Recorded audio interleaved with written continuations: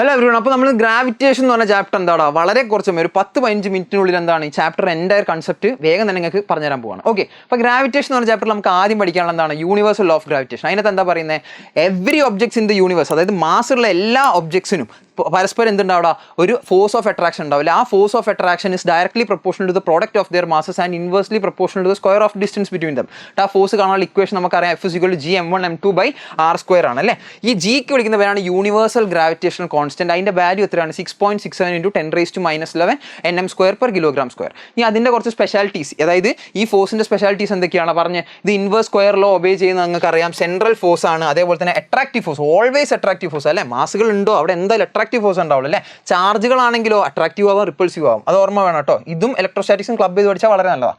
പിന്നെ conservative force ആണ്, നമ്മൾ വർക്ക് എനർജി പവർ പഠിച്ചിട്ടുണ്ട്. അതേപോലെ തന്നെ വീക്കസ്റ്റ് ഫോഴ്സ് ഇൻ നേച്ചർ ആണ്, ലോങ് റേഞ്ച് ഫോഴ്സിലാണ്, ലോങ് റേഞ്ച് ഫോഴ്സ് ആണ്, ഒരുപാട് ദൂരത്തേക്ക് വരെ ഈ ഫോഴ്സിന്റെ ഇൻഫ്ലുവൻസ് ഉണ്ടാവും അല്ലേ. ഇനി നോക്കോ, do not depend on intervening medium, അതായത് ഇവരുടെ ഇടയിൽ എന്ത് മീഡിയം ആണോ അതൊന്നും പ്രശ്നമില്ല. ഇപ്പോൾ നോക്കിക്കോ, ഇപ്പോൾ എയറിൽ ഞാനിപ്പം 2 മാസിനെ വെച്ചിട്ടുണ്ട്. ഓക്കെ, അപ്പോൾ ഉണ്ടാകുന്ന ഫോഴ്സ് F ആണ്. ഇതേ അറേഞ്ച്മെന്റ് ഇതേ ഡിസ്റ്റൻസോടെ തന്നെ ഞാൻ വെള്ളത്തിലേക്ക് ഇറക്കി വെച്ചാൽ അപ്പോൾ ഉണ്ടാകുന്ന ഗ്രാവിറ്റേഷൻ ഫോഴ്സ് എന്താണ്?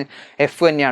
ഇലക്ട്രോസ്റ്റാറ്റിക്സിൽ അങ്ങനെ ആയിരിക്കില്ല അല്ലേ. 2 ചാർജുകൾ എങ്ങനെ വെച്ചു, എയറിൽ വെച്ചിട്ടുണ്ട്, അപ്പോൾ ഉള്ള ഫോഴ്സ് F ആണെങ്കിൽ വെള്ളത്തിലേക്ക് ഇറക്കി വെക്കുകയാണെങ്കിൽ അത് F/k ആയിട്ടുണ്ടാവും. ഇലക്ട്രോസ്റ്റാറ്റിക്സ് നിങ്ങൾ പഠിച്ചിട്ടുണ്ടാവും. ഇവിടെ എന്നാൽ അങ്ങനെയല്ല. ഇവിടെ നോക്ക്, 2 മാസുകൾ എയറിൽ വെച്ചിട്ടുണ്ടെങ്കിൽ സെർട്ടൺ ഡിസ്റ്റൻസ് ആറിൽ വെച്ചിട്ടുണ്ട്, അവിടെയുള്ള ഫോഴ്സ് F ആണെങ്കിൽ ഇതേ അറേഞ്ച്മെന്റ് വെള്ളത്തിലേക്ക് ഇറക്കി വെച്ചാലും ഫോഴ്സ് F തന്നെയാണ്. ഓക്കെ, ക്ലിയർ അല്ലേ?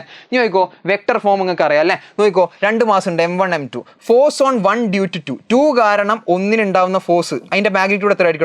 G(m1m2/r²). ഇനി ഡയറക്ഷൻ എവിടുന്നായിരിക്കും പറഞ്ഞേ? M1-ന് 2 കാരണം ഉണ്ടാവുന്നതല്ലേ, M1-ന് M2 കാരണം ഉണ്ടാവുന്ന ഫോഴ്സ് ഇല്ല, അപ്പോൾ അതിന്റെ ഡയറക്ഷൻ ഇവിടുന്ന് എടുക്കണം അല്ലേ. R21 പ്രശ്നമല്ലോ. ഈ R21 എനിക്ക് എങ്ങനെ എഴുതാം? യൂണിറ്റ് വെക്ടർ എന്ന് പറഞ്ഞാൽ വെക്ടർ ബൈ അതിൻ്റെ മാഗ്നിറ്റ്യൂഡാണ്. അങ്ങനെയാണ് G(m1m2) × R21 vector by R21ൻ്റെ magnitude പറഞ്ഞാൽ ഇത് തന്നെയല്ലടാ, R തന്നെയല്ലേ, ബൈ R³ ഇങ്ങനെ എഴുതാം അല്ലേ.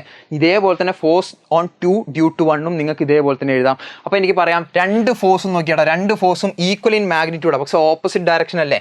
ഇവന് നോക്കിക്കോ, ഈ മാസിന് ഇവൻ കാരണം ഉണ്ടാകുന്ന ഫോഴ്സിൻ്റെ ഡയറക്ഷൻ അങ്ങോട്ടേക്കാണ്, ഈ മാസിന് ഇവൻ കാരണം ഉണ്ടാകുന്ന ഫോഴ്സിൻ്റെ ഡയറക്ഷൻ ഇങ്ങോട്ടേക്കാണ്. ഈക്വൽ മാഗ്നിറ്റ്യൂഡ് ഓപ്പോസിറ്റ് ഡയറക്ഷൻ ആയതുകൊണ്ട് ഇത് ന്യൂട്ടൺസ് 3rd ലോ ഒബേ ചെയ്യുന്നുണ്ട് അല്ലേ.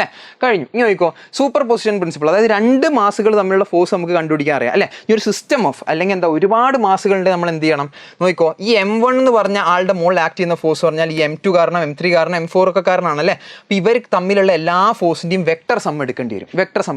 ഓക്കെ, ഉദാഹരണത്തിന് ഇതാ ഒരു ചോദ്യം വേഗം കണ്ടോ. നോക്കിക്കോ, ഇവിടെ ഒരു M മാസ് ഉണ്ട്, ഇവിടെ M മാസ് ഉണ്ട്. ഈ മാസിൻ്റെ മുകളിൽ ആക്ട് ചെയ്യുന്ന ഫോഴ്സ് എത്രയാണ് നിങ്ങളോട് ചോദിച്ചാൽ നിങ്ങൾ എന്താ ചെയ്യുക പറഞ്ഞേ?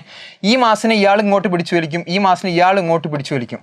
ഈ ഫോഴ്സും F ആണ്, ഈ ഫോഴ്സും F ആണ്. കാരണം എന്താ, രണ്ടിൻ്റെയും ഇവിടെ MM രണ്ടും L തന്നെ അല്ലേ. ഓക്കെ, അങ്ങനെയാണെങ്കിൽ നോക്കിക്കോ, ഇവിടെ Gm²/L², ഇവിടെയും Gm²/L² ആക്ട് ചെയ്യുന്നത് at 60 ഡിഗ്രി അല്ലേ. 2 F ഇങ്ങനെ 60 ഡിഗ്രിയിൽ ആക്ട് ചെയ്താൽ √3F ആയിരിക്കും റിസൾട്ടൻ്റ്. അപ്പോൾ ഇതിൻ്റെ ആൻസർ √3 Gm²/L² ആയിരിക്കും. ഐഡിയ മനസ്സിലായില്ലേ? ഓക്കെ, ഇനി 90 വന്നിട്ട് √2F എടുക്കണം, 120 വന്ന F എടുക്കണം എന്നൊക്കെ നിങ്ങൾ പഠിച്ചിട്ടുണ്ടോ. ഓക്കെ, ഇനി ആക്സിലറേഷൻ ഡ്യൂ ടു ഗ്രാവിറ്റിനെ പറ്റി പറയാം. എന്താണ് അതിൻ്റെ ഇക്വേഷൻ? എന്താ? G × M/r² അല്ലേ, Gm/r² ആണ് അല്ലേ. ഈ ഡെൻസിറ്റിൻ്റെ ടേംസിൽ എഴുതുകയാണെങ്കിൽ 4/3 πg(ρr) എന്ന് എഴുതാൻ പറ്റും. ഓക്കെ, നോക്കിക്കോ, ഞാൻ എർത്തിൻ്റെ മുകളിൽ നിൽക്കുകയാണ്, എൻ്റെ മാസ് സ്മോൾ M ആണ്, എർത്തിൻ്റെ മാസ് ക്യാപിറ്റൽ M, എർത്തിൻ്റെ റേഡിയസ് ക്യാപിറ്റൽ R. എർത്ത് എന്നെ എന്ത് ചെയ്യുന്നുണ്ടാ, പിടിച്ച് വലിക്കുന്നുണ്ട് അല്ലേ, ഗ്രാവിറ്റേഷൻ ഫോഴ്സ് ഉണ്ടാക്കുന്നുണ്ട്. അപ്പോൾ ഒരു ആക്സിലറേഷൻ ഉണ്ട്, ആ ആക്സിലറേഷൻ പഠിക്കുന്നവരാണ് acceleration due to gravity. Okay, അത് ഈ മാസിനെ ഡിപ്പെൻഡ് ചെയ്യുന്നില്ല, എൻ്റെ മാസ് അല്ലെങ്കിൽ മുകളിൽ നിൽക്കുന്ന മാസിനെ ഡിപ്പെൻഡ് ചെയ്യുന്നില്ല. ഓക്കെ, അത് മനസ്സിലാക്കുക. പ്ലാനറ്റിൻ്റെ മാസ് എർത്തിൻ്റെ മാസ് അല്ലെങ്കിൽ എർത്തിൻ്റെ റേഡിയസ്, അല്ലെങ്കിൽ പ്ലാനറ്റിൻ്റെ മാസ് പ്ലാനറ്റിൻ്റെ റേഡിയസ്, അതിനെ മാത്രമേ ഡിപ്പെൻഡ് ചെയ്യുന്നുള്ളൂ. ഓക്കെ, ഇനി നോക്കിക്കോടാ, മാസ് ഓഫ് ദ എർത്തും റേഡിയസ് ഓഫ് ദ എർത്തും എനിക്കറിയാം. അങ്ങനെയാണെങ്കിൽ സർഫസിലുള്ള ആക്സിലറേഷൻ ഡ്യൂ ടു ഗ്രാവിറ്റിക്ക് എനിക്ക് എന്ത് കിട്ടും? ഒരു കോൺസ്റ്റന്റ് വാല്യൂ കിട്ടൂലേ. G ഒരു കോൺസ്റ്റന്റ് ആണ്, M constant. Mass of the earth എത്രയാണ്? 6 × 10⁻24 കിലോഗ്രാം അല്ലേ. Radius of the earth 6400 kilometre ആണ്. അപ്പോൾ ഇതൊക്കെ കൂടെ സോൾവ് ചെയ്യുമ്പോൾ എത്ര കിട്ടും? 9.8 m/s² കിട്ടും. Okay, acceleration due to gravity. ഇനി നോക്കിക്കോ, ഓരോ പ്ലാനറ്റിനനുസരിച്ച് മാറും, ഓരോ പ്ലാനറ്റിന്റെ മാസും റേഡിയൻസിനും അനുസരിച്ച് Gന്റെ വിലയും മാറും അല്ലേ. അതേപോലെ തന്നെ എന്താണ്, ഹൈറ്റിലും ഡെപ്തിലും മാറാൻ പറ്റും അല്ലേ.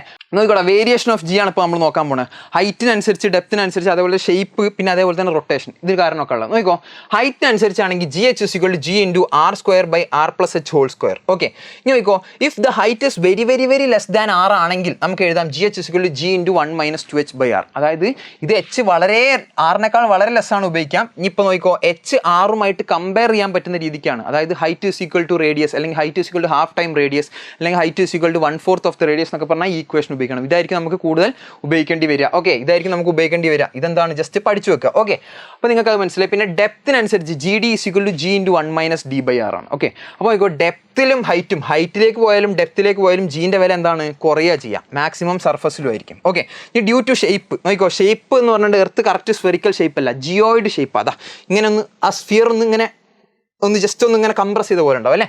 ഓക്കെ, അങ്ങനെയാണ് നോക്കിക്കോ. പോൾ ഇതാണ്, ഇക്വേറ്റർ ഇതാണ്. എടാ നോക്കിക്കോ, സെൻറ്ററിൽ നിന്ന് പോൾ വരെയുള്ള ഡിസ്റ്റൻസ് ആണോ സെൻറ്ററിൽ നിന്ന് ഇക്വേറ്റർ വരെയുള്ള ഡിസ്റ്റൻസ് ആണോ കൂടുതൽ? സെൻറ്ററിൽ നിന്ന് ഇക്വേറ്റർ വരെയുള്ള ഡിസ്റ്റൻസാണ് കൂടുതൽ. ആറ് കൂടുതൽ ഇതാണ്. അങ്ങനെയാണെങ്കിൽ അവിടെ ജി കുറയും അല്ലേ. G inversely proportion to r² അല്ലടാ.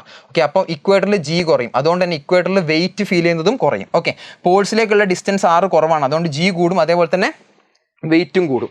പോൾസിലെ ജസ്റ്റ് നോട്ട് ചെയ്ത് വെച്ചാൽ പോൾസിലെ ജി 9.83 ആണ്, ഇക്വേറ്ററിലെ ജി 9.78 ആണ്. ഇതിൻ്റെ ആവറേജ് ആണ് നമ്മൾ സർഫസിലുള്ള ജി ആയിട്ട് എടുക്കുക, 9.8. ഓക്കെ, ഈ റൊട്ടേഷൻ കാരണം ജീൻ്റെ മാറ്റം നോക്കിക്കോടാ.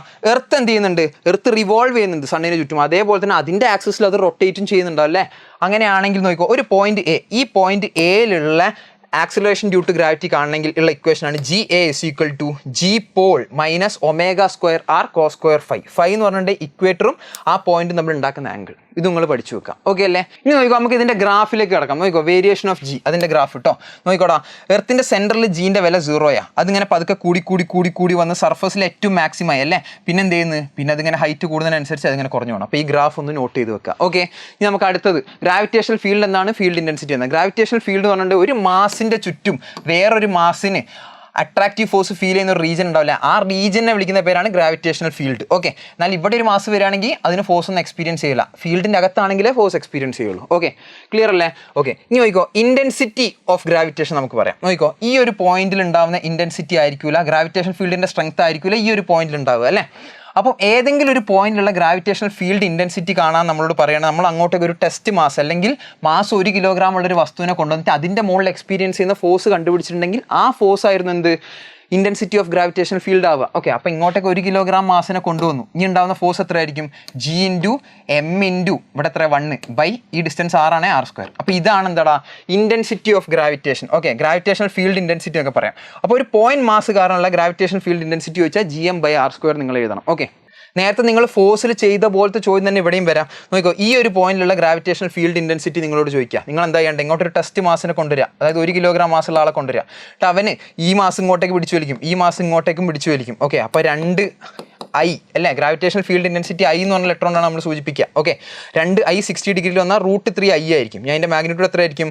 G into M into 1/L², gm/L². അപ്പോൾ √3 gm/L². ക്ലിയർ അല്ലേ? ഐഡിയ മനസ്സിലായല്ലോ. ഓക്കെ, ഇനി നമുക്ക് നോക്കിക്കോ, ഇങ്ങനത്തെ കുറച്ച് സാധനങ്ങൾ പഠിച്ചിട്ടുണ്ടാവും അല്ലേ.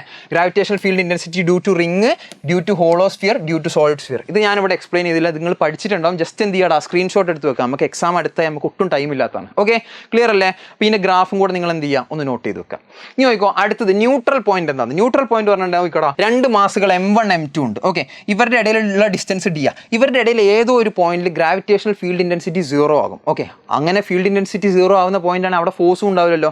ഓക്കെ, അപ്പോൾ ന്യൂട്രൽ പോയിന്റ് എന്ന് പറഞ്ഞാൽ ഫോഴ്സും അതേപോലെ തന്നെ ഫീൽഡ് ഇൻറ്റൻസിറ്റിയും 0 ആവുന്ന പോയിന്റാണ്. ഓക്കെ, അത് ഈ P എന്ന് പറഞ്ഞ ലെറ്റർ കൊണ്ടാണ് ഞാൻ സൂചിപ്പിച്ചത്. ഓക്കെ, അപ്പോൾ നോക്കിക്കോ, ഈ M1 നിന്ന് എക്സ് ഡിസ്റ്റൻസിലാണ് പി കിടക്കുന്നത്, M2 നിന്ന് y ഡിസ്റ്റൻസിലാണ് പി കിടക്കുന്നത്. അങ്ങനെയാണ് ഈ എക്സ് കാണണമെങ്കിൽ, ഈ എക്സ് ഡിസ്റ്റൻസ് കാണണമെങ്കിൽ നമ്മൾ എന്ത് ചെയ്യണം? √M1 + M2 into the total distance ചെയ്യുക. ഓക്കെ, ഈ y ഡിസ്റ്റൻസ് കാണണമെങ്കിൽ √M2 √M1 + √M2 into the entire distance കാണാം. ഓക്കെ, അപ്പോൾ നമുക്ക് എന്ത് കിട്ടും? ന്യൂട്രൽ പോയിന്റിലേക്കുള്ള ഡിസ്റ്റൻസ് കിട്ടും. ഓക്കെ അല്ലേ. അടി നമുക്ക് അടുത്ത് നോക്കാം, ഗ്രാവിറ്റേഷണൽ പൊട്ടൻഷ്യൽ എന്താണ്? ഗ്രാവിറ്റേഷൻ പൊട്ടൻഷ്യൽ എന്നുള്ള ഒന്നുമില്ല, it's the work done to bring a unit mass from infinity to a decide point. നമ്മൾ വിചാരിക്കുന്ന ഒരു പോയിന്റിലേക്ക് ഒരു യൂണിറ്റ് മാസിനെ കൊണ്ടുവരാൻ ആവശ്യമുള്ള വർക്കിനെ വിളിക്കുന്ന പേരാണ് ഗ്രാവിറ്റേഷണൽ പൊട്ടൻഷ്യൽ. നോക്കിക്കോ, ഈ ഒരു പോയിന്റ് പിയിലുള്ള ഗ്രാവിറ്റേഷണൽ പൊട്ടൻഷ്യൽ എത്രയാണെന്ന് ചോദിക്കുകയാണെങ്കിൽ നമുക്ക് ഇതാ നോക്കിക്കോ, VP = -gm/r. പഠിച്ചു വെക്കുക കേട്ടോ, പഠിച്ചു വെക്കാം. ഇനി ഇതെന്ന് പറഞ്ഞിട്ടുണ്ടെങ്കിൽ ഒരു സ്കെയിലാർ ആണ്, നിങ്ങൾ ഓർത്ത് നോക്ക്, വർക്കാണ് ഇതല്ലേ, വർക്ക് ഡൺ ടു ബ്രിങ് ആണ്. ഓക്കെ, വർക്ക് ഒരു സ്കെയിലാർ ആയതുകൊണ്ട് ഇതിന് നമുക്ക് സ്കെയിലാർ ആണ് ചെയ്യുക. നോക്കിക്കോ, ഇപ്പം നമ്മളോട് പറയും ഈ പോയിന്റിലുള്ള ഗ്രാവിറ്റേഷണൽ പൊട്ടൻഷ്യൽ എത്രയാണെന്ന് ചോദിച്ചു, നിങ്ങൾ എന്താ ചെയ്യുക? ഈ പോയിന്റിലുള്ള ഗ്രാവിറ്റേഷണൽ പൊട്ടൻഷ്യൽ എന്ന് പറഞ്ഞിട്ട് ഈ M കാരണം ഈ M കാരണം അല്ലേ. നോക്കിക്കോ, ഈ പോയിന്റിൽ നോക്കിക്കോ, ഇവൻ കാരണം -gm/L ഉണ്ടാവുന്നുണ്ട്, ഇവൻ കാരണം -gm/L ഉണ്ടാവുന്നുണ്ട്. ഇനി ഇവിടെ 60 ഡിഗ്രീൻ്റെ ഒക്കെ ആവശ്യമുണ്ടോ? ഇല്ല, സ്കെയിലാർ ആണ്, ജസ്റ്റ് രണ്ടും കൂടെ ആഡ് ചെയ്താൽ മതി. അപ്പോൾ -gm/L -gm/L എത്രയുടെ ആൻസർ വരിക? -2 gm/L. ഓർത്ത് വെക്കുക കേട്ടോ. മറ്റേത് കണ്ടു ഇനി തൊട്ട് മുന്നേ ചെയ്ത ഫീൽഡ് ഇൻറ്റൻസിറ്റി ആയാലും ഫോഴ്സ് ആയാലും നമ്മൾ വെക്ടർ സമ്മായിരുന്നു ചെയ്യുക. ഇവിടെ അങ്ങനെയൊന്നുമില്ല, ഇവിടെ എന്താ സ്കെയിലാറാണ്, ഡയറക്റ്റ് ആഡ് ചെയ്താൽ മതി അല്ലേ. അപ്പം ഇനി ഇത് അടുത്തേക്ക് പോകണം. നോക്കിക്കോ, potential due to ring, potential due to hollow sphere, potential due to solid sphere. ഇത് നിങ്ങൾ പഠിച്ചിട്ടുണ്ടാവും. നമ്മളെന്താ ഇതിപ്പോൾ എക്സ്പ്ലെയിൻ ചെയ്ത് നമുക്ക് ടൈം കളയണ്ട, നിങ്ങൾ ഒരു സ്ക്രീൻഷോട്ട് എടുത്ത് വെക്കുക, പിന്നെ അത് റെഫർ ചെയ്യുക. ഓക്കെ, ഇനി നമുക്ക് അടുത്തേക്ക് കിടക്കാം. നോക്കിക്കോ, ഗ്രാവിറ്റേഷണൽ പൊട്ടൻഷ്യൽ എനർജി എന്താണ് നോക്കിക്കോ. എടാ ഇവിടെ 2 മാസുകളുണ്ട്, ആ ഡിസ്റ്റൻസിലാണ് സെപ്പറേറ്റ് ചെയ്തെങ്കിൽ ഗ്രാവിറ്റേഷണൽ പൊട്ടൻഷ്യൽ എനർജി പറഞ്ഞാൽ -G(m1m2/r) ആണ്. ഓക്കെ, -G(m1m2/r) അല്ലേ. ഇനി നോക്കിക്കോ അടുത്ത gravitational potential energy due to earth. നോക്കിക്കോ, എർത്തിന്റെ മുകളിൽ ഒരു സ്മോൾ എം മാസ് വെച്ചിട്ടുണ്ട്, എർത്തിന്റെ മാസ് m ആണ്, ഇവിടെയുള്ള distance capital R, radius of the earth. അങ്ങനെയാണെങ്കിൽ പൊട്ടൻഷ്യൽ എനർജിന്റെ ഇക്വേഷൻ എന്തായിരിക്കും? -Gmm/r ആയിരിക്കും അല്ലേ. ഇനി നോക്കിക്കോ, ഈ m മാസം ഒരു ഹൈറ്റ് h-ലാണ് വെച്ചത്, അങ്ങനെയാണെങ്കിൽ പൊട്ടൻഷ്യൽ എനർജിന്റെ ഇക്വേഷൻ എന്തായിരിക്കും? -Gmm/r+h. കുഴപ്പമില്ലല്ലോ, ഇതൊക്കെ സിമ്പിൾ അല്ലേ, ഇതൊക്കെ വെറും ലോജിക് അല്ലേ. ഇതാ അടുത്ത നോക്കിക്കോ, change in potential energy or work done when an object is taken from, അല്ലെങ്കിൽ an object is moving from earth surface to height h അല്ലേ. അപ്പോൾ എന്തായിരിക്കും? എർത്തിൻ്റെ സർഫസിൽ നിന്ന് ഒരു മാസിനെ എടുത്തിട്ട് ഏതോ ഒരു ഹൈറ്റ് h-ലേക്ക് കൊണ്ടുപോകാം. അങ്ങനെയാണെങ്കിൽ വർക്ക് ഡൺ എത്ര, ചേഞ്ച് ഇൻ പൊട്ടൻഷ്യൽ എനർജി എത്രയാണെന്നൊക്കെ ചോദിച്ചിട്ടുണ്ട്. ഈ ഇക്വേഷൻ നിങ്ങൾ അപ്ലൈ ചെയ്താൽ മതി. നോക്കിക്കോ, വർക്ക് ഡൺ അല്ലെങ്കിൽ change in potential energy equal to mgh/1+h/r. ഓർത്ത് വെക്കുക കേട്ടോ, ഇങ്ങനത്തെ കുറേ ടൈപ്പ് ക്വസ്റ്റ്യൻസ് ഉണ്ടാവാറുണ്ട്. ഇതേപോലെ തന്നെ നമ്മൾ conservation of mechanical energy type problems ഈ പാഠത്തിലുണ്ട്. ഓക്കെ, അതെന്ന് വെച്ചാൽ ഒന്നുമില്ല, ഏതോ ഒരു പോയിന്റിൽ നിന്ന് ഒരു മാസ് വീഴുന്നുണ്ട്, എന്നിട്ട് അത് എർത്തിൻ്റെ സർഫസിൽ സ്ട്രൈക്ക് ചെയ്യുമ്പം അവിടുത്തെ കൈനറ്റിക് എനർജി എത്രയാണ്, അല്ലെങ്കിൽ അവിടെ വീഴുന്ന സ്ഥലത്തുള്ള വെലോസിറ്റി എത്രയാണെന്നൊക്കെ ചോദിക്കും. അപ്പോൾ നിങ്ങൾ ഈ ഒരു ഐഡിയ ആണ് അപ്ലൈ ചെയ്യേണ്ടത്. നമ്മൾ വർക്ക് എനർജി പവറിൽ പഠിച്ചിട്ടുണ്ട്. എന്താടാ, എല്ലാ പോയിന്റ് എടുക്കുകയാണെങ്കിലും അവിടുത്തെ ടോട്ടൽ എനർജി കൺസേർവ്ഡ് ആയിരിക്കും. അതായത് ഈ പോയിന്റിലെ kinetic energy plus potential energy will be equal to ഈ പോയിന്റിലെ kinetic energy plus potential energy അല്ലേ. അത്രേ ഉള്ളൂ. Kinetic energy plus potential energy equal to constant. Okay, kinetic എനർജിന്റെ ഇക്വേഷൻ നിങ്ങൾ ½ എടുക്കുക, പൊട്ടൻഷ്യൽ എനർജി നിങ്ങൾ mgh എടുക്കരുത്, അതിന് പകരം -Gmm/r. ഇപ്പം നേരത്തെ നമ്മൾ പഠിച്ചില്ലേ, -Gmm/r എടുക്കുക. ഓക്കെ, കാരണം മറ്റേ mgh പറഞ്ഞാൽ ചെറിയ ഹൈറ്റിലേക്ക് വാലിഡ് ആയിരുന്നു, ഇത് പറഞ്ഞാൽ വലിയ ഡിസ്റ്റൻസ് ഒക്കെ ആകുമ്പോൾ നമ്മൾ ഈ ഇക്വേഷനാണ് എടുക്കുക. നിങ്ങൾ പഠിച്ചു വെക്കുക കേട്ടോ. ഇത് അടുത്തത് എസ്കേപ്പ് വെലോസിറ്റി എന്താണ്? എസ്കേപ്പ് വെലോസിറ്റി എന്താടാ? അതായത് നമ്മളൊരു സാധനം എടുത്ത് മുകളിലേക്ക് എറിഞ്ഞിട്ടുണ്ടെങ്കിൽ തിരിച്ച് താഴത്തോട്ടാണ് വരിക. ഓക്കെ, എന്നാൽ ഒരു പെർട്ടിക്കുലർ വെലോസിറ്റിയിൽ എറിയുകയാണെങ്കിൽ അത് എർത്ത് നിന്ന് നേരെ മുകളിലേക്ക് പോയിട്ട് എർത്തിൻ്റെ ഗ്രാവിറ്റേഷണൽ ഫീൽഡിൻ്റെ പുറത്തെത്തും. അതായത് പിന്നെ അത് തിരിച്ച് ഭൂമിയിലേക്ക് വരില്ല. അങ്ങനെയാണെങ്കിൽ ഒരു ഒബ്ജക്റ്റ് തിരിച്ച് ഭൂമിയിലേക്ക് വരാണ്ട് ഇരിക്കാൻ വേണ്ടി നമ്മൾ എറിയേണ്ട മിനിമം വെലോസിറ്റിനെ വിളിക്കുന്ന പേരാണ് എന്താ? Escape velocity. അതിൻ്റെ ഇക്വേഷൻ എന്താ? √2Gm/r. V is equal to √2Gm/r അല്ലേ. നോക്കിക്കോ, G constant, mass of the earth constant, radius of the earth constant. അങ്ങനെയാണെങ്കിൽ എനിക്കിത് സോൾവ് ചെയ്ത ഒരു കോൺസ്റ്റന്റ് കിട്ടും. അങ്ങനെയാണ് escape velocity of the earth എന്ന് പറഞ്ഞാൽ 11.2 km/s ആണ്. ഞാൻ ഒന്നും ആലോചിച്ച് നോക്ക്, എറിയുന്ന വസ്തുവിൻ്റെ മാസിനെ എസ്കേപ്പ് വെലോസിറ്റി എന്ത് ചെയ്യുന്നില്ല? ഡിപ്പെൻഡ് ചെയ്യുന്നില്ല അല്ലേ. മാസ് ഓഫ് ദ എർത്തിനെ മാത്രമേ ഡിപ്പെൻഡ് ചെയ്യുന്നുള്ളൂ, അത് ഓർത്ത് വെക്കുക. ഓക്കെ, ഇനി നമുക്ക് എന്ത് ചെയ്യാം? ഓർബിറ്റൽ വെലോസിറ്റി എന്താ നോക്കാം. നോക്കിക്കോ, എർത്തിൻ്റെ സെൻറ്റർ ഇത് ഇതാ, ഏതോ ദൂരെ എവിടെയോ ഓരോ സാറ്റലൈറ്റ് എന്ത് ചെയ്യുന്നുണ്ട്? ഓർബിറ്റ് ചെയ്യുന്നുണ്ട്. അങ്ങനെയാണെങ്കിൽ അത് ഇങ്ങനെ ഓർബിറ്റ് ചെയ്യേണ്ട ആ വെലോസിറ്റിനെ വിളിക്കുന്ന പേരാണെന്ത്? Orbital velocity. അതിൻ്റെ ഇക്വേഷൻ √Gm/r, √Gm/r അല്ലേ, √Gm/r. അവിടെ നോക്കിക്കോ, ഈ സാറ്റലൈറ്റ് എർത്തിൻ്റെ വളരെ ക്ലോസ് ആയിട്ടാണ് റൊട്ടേറ്റ് ചെയ്യുന്നതെങ്കിൽ ഈ സ്മോളാറിന് പകരം എനിക്ക് എന്തെടുക്കാം? ഈ ക്യാപിറ്റൽ ആർ എടുക്കാം അല്ലേ. If the satellite is orbiting very close to earth then escape velocity V0 is equal to √Gm/R അല്ലേ. നോക്കിക്കടാ, ഈ ഇക്വേഷനും ഈ എസ്കേപ്പ് വെലോസിറ്റിൻ്റെ ഇക്വേഷൻ നോക്കിക്കോ, ഏകദേശം ബന്ധമില്ലേ? അങ്ങനെയാണ് നോക്കിക്കോ, V escape is equal to √2 times the orbital velocity അല്ലേ. V escape is equal to √2 times the orbital velocity. അത് നമ്മൾ കഴിഞ്ഞു.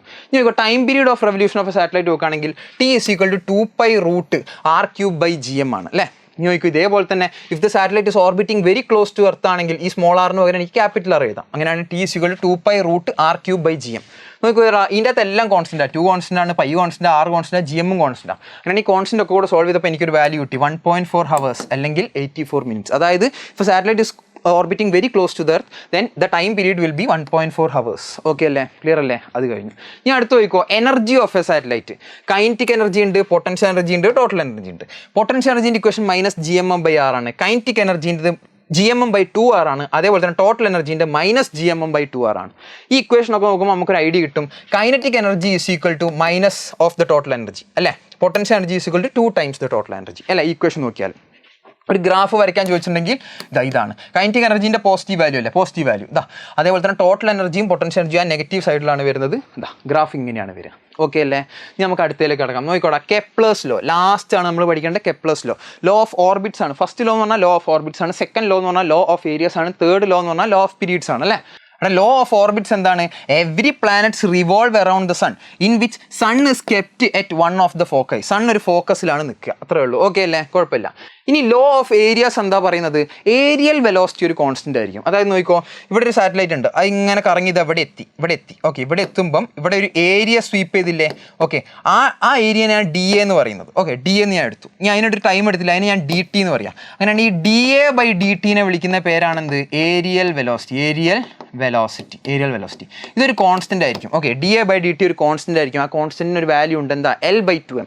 L എന്ന് പറഞ്ഞാൽ ആംഗുലർ മൊമെന്റ് ആണ്, മാസ് M എന്ന് പറഞ്ഞാൽ ഈ റിവോൾവ് ചെയ്യുന്ന ആളുടെ മാസുമാണ്. ഓക്കെ അല്ലേ? കുഴപ്പമില്ല.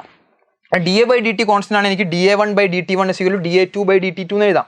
ഈ ആംഗുലർ മൊമെന്റ് ഒരു കോൺസ്റ്റന്റ് അല്ലേ? ഇതിങ്ങനെ കറങ്ങുമ്പോൾ ആംഗുലർ മൊമെന്റ് ഒരു കോൺസ്റ്റന്റ് ആയിട്ടുണ്ടെങ്കിൽ എനിക്ക് L = എന്താണ്? I⍵ നിങ്ങൾക്ക് അറിയില്ലേ? അങ്ങനെയാണ് I1⍵1 = I2⍵2 എന്ന് എഴുതാം. ഇനി അതേപോലെ തന്നെ എല്ലിന് MVR എന്ന് ഇക്വേഷൻ പഠിച്ചിട്ടില്ലേ? അങ്ങനെയാണ് നോക്കിക്കോ, MV1R1 = MV2R2 എന്ന് എഴുതാം അല്ലേ? M1 M2 എന്ന് എഴുതാൻ നിൽക്കരുത്, കാരണം ഇതേ മാസം M തന്നെയാണ് കറങ്ങിയിട്ടൊക്കെ ഇവിടെ എത്താൻ പോകുന്നത്. അതുകൊണ്ട് M രണ്ടും കട്ടായി പോയിട്ട് ലാസ്റ്റ് V1R1 = V2R2 എന്ന് എഴുതാം. Last law of periods, Kepler's third law നിങ്ങൾക്ക് എല്ലാവർക്കും അറിയാം. T² = R³ അല്ലേ? ടൈം പീരീഡ് കിട്ടും അല്ലേ? ആ ഡിസ്റ്റൻസിൻ്റെ ടൈം പീരീഡിൻ്റെ സ്ക്വയർ = ആ ഡിസ്റ്റൻസിൻ്റെ ക്യൂബ് അല്ലേ? ഇത്രയേ ഉള്ളൂ. നമ്മൾ ഈ പാഠത്തിൽ ഇതൊക്കെയാണ് പഠിക്കാനുള്ളത്. എന്ത് ചെയ്യുക? എല്ലാവരും തന്നെ വേഗം തന്നെ പഠിക്കുക. എക്സാമായി നല്ല മാർക്ക് എല്ലാവരും സ്കോർ ചെയ്യുക. ഇഷ്ടമുള്ള കോളേജിന് കിട്ടട്ടെ. All the very best.